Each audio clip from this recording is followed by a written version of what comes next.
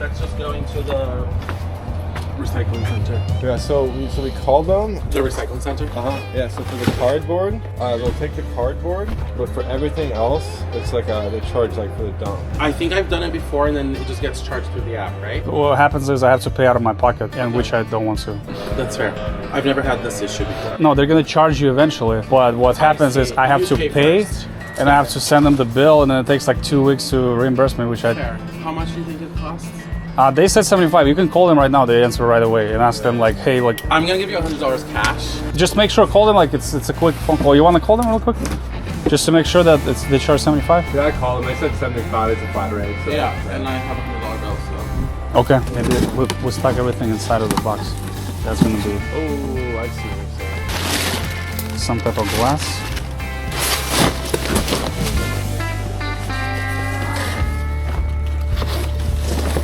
Anything else? Nope. That's it? Yep. Alrighty. Thank you so much. Thanks, sir. Have a good day.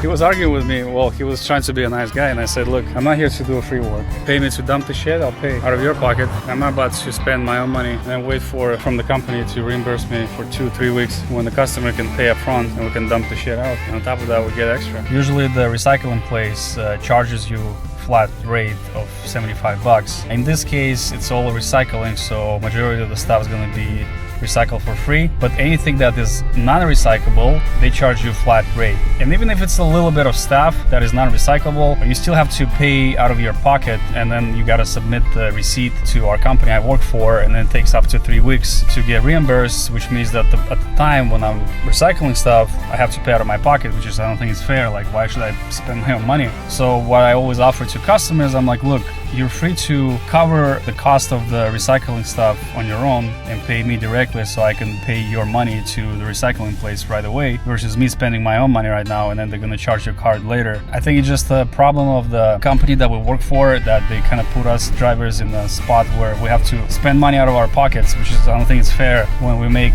around the minimum wage. Well, not minimum, depends on the day. Sometimes we do make minimum wage. Some gigs are good, but on average, yes, that's how it is. The responsibility for us to have to negotiate certain things like this already be negotiated and dealt with ahead of time with the companies that are involved. That would just make it easier for the people doing the fulfillment. So your first time here?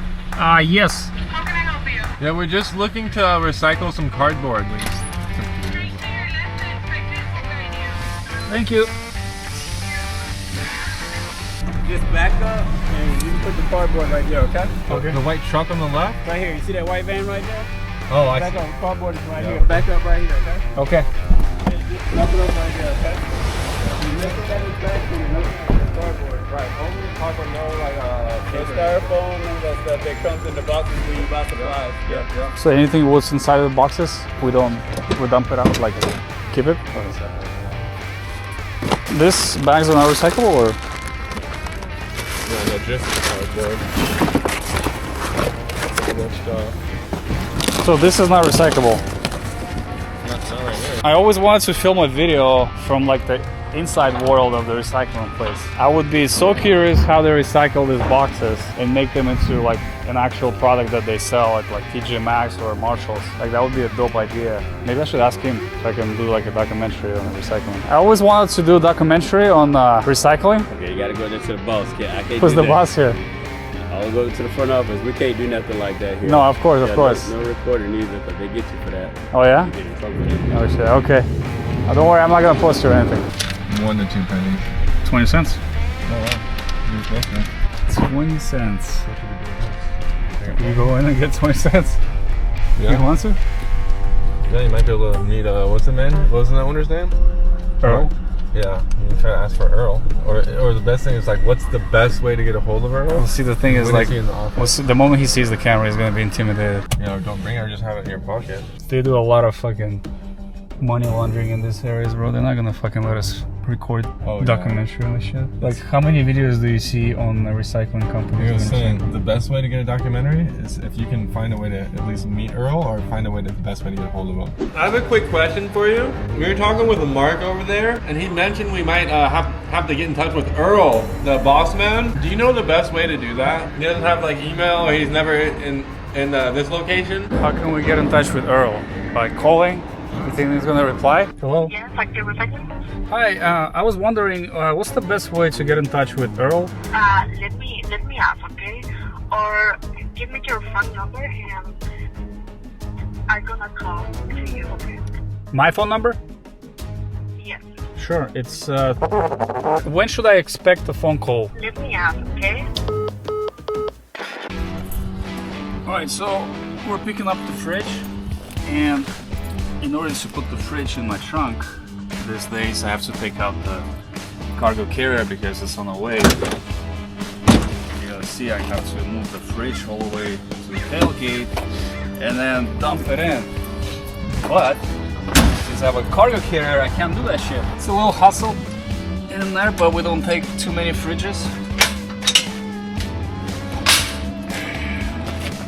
Yeah. Just put it like this. Pretty simple process for me because I'm a master at this. Let's get the fridge in. Little pipe in here. We can take off the doors. We've got all the tools. You guys are professionals. Are you filming? Yeah. Ah, weird. It's for the security purposes. Yeah. What we do these days for, Just like the cops filming. I know. Sometimes we have claims from customers. Sure. And then you've gotta be we're the able to ones. prove that you didn't do it. Exactly. Yeah. We're the ones who gets charged, and yeah, it won't fit. With handles, it won't fit. We just take the handles off and shit, right? Yeah, 132.5. Yeah, let's take them off. Does it fit? 2 seconds. Yeah.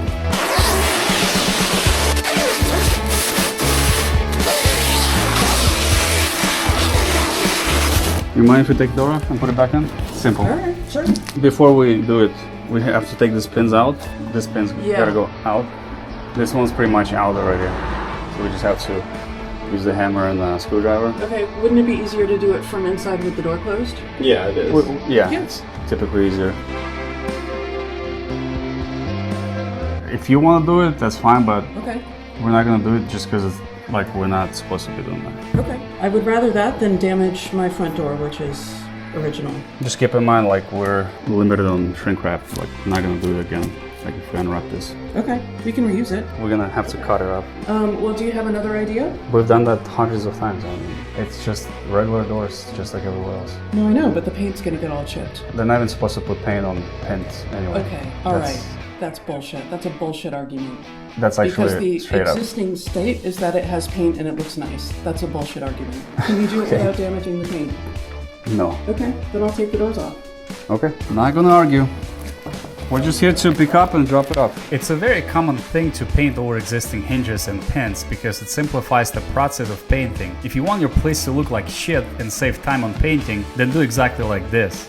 It's very common if you rent a place in California where landlords don't give a damn fuck about conditions you live in because they just want your monthly paycheck. If you'd rather transport it with the doors on. I know that you can't do it. I'm happy to do that for you. The place where we're going, is that gonna fit? I have no idea. Can you let him know that we don't touch assembly for fridges? Okay. Yeah, So he knows at least that we're bringing up separately. It literally states in our policy, and I don't want to break the policy for the company. Worst case, you can pay for an Uber for me to go over and put them on for him. I understand what you're trying to say, but like, I'm not hinting I'm at not- anything. I'm being very upfront. Like I'm not the one who's making rules, that's what I'm saying. I don't want to get fired from the company I get paid for, so. Listen, lady, you want me to take the doors off, then you better pay me for something that we don't do within our company's rules. Otherwise, appliance services wouldn't even exist. But you won't pay shit, so keep your mouth shut. We're at the drop-off location. Let's unload this fridge with hundreds of pieces. I didn't want to do it essentially, but she made us. Did she mention that is disassembled? Yeah, she did. The doors were small, couldn't get out of that. Well, we offered to take the door off. She said no. But yeah, it was just a little tight, so she just took the doors off. But we just can't put them back on because of the policy. There's a reason why appliance companies charge a good amount of money for them to come, estimate your fridge or washer, then take it apart and fix it. How do I know that? Because I have a friend who specifically fixes fridges. We're a moving company on demand and they only get paid for miles we drive. So last thing I want to do is take apart your goddamn fridge with a bunch of shelves in it. And just so I don't lie, here's a text from the company on the fridge situation. You're welcome. I paid. I'm tipping you. So I just had a guy walked up to me and actually mentioned my real name and asked about how I feel after my accident. And I thought it was really memorable because usually people come up and ask how many views you get on that video. Like, I watched your video 5 years ago and it was fucking amazing. And I'm like, let me grab my camera and then record this guy. And guess what? Always shit happens like this, unexpected situation, and you pull up your camera and start recording, and then the guy leaves, like you had a good talk, and then everything comes out too that your camera didn't record anything. So I'm sorry, Tony. I really appreciate the fact that you walked up to me and asked how I am. It means a lot to me. You showed me that you follow me on both channels, so I really appreciate it. If you're watching this video, Tony, shout out to you. Great guy. So instead of being a jerk about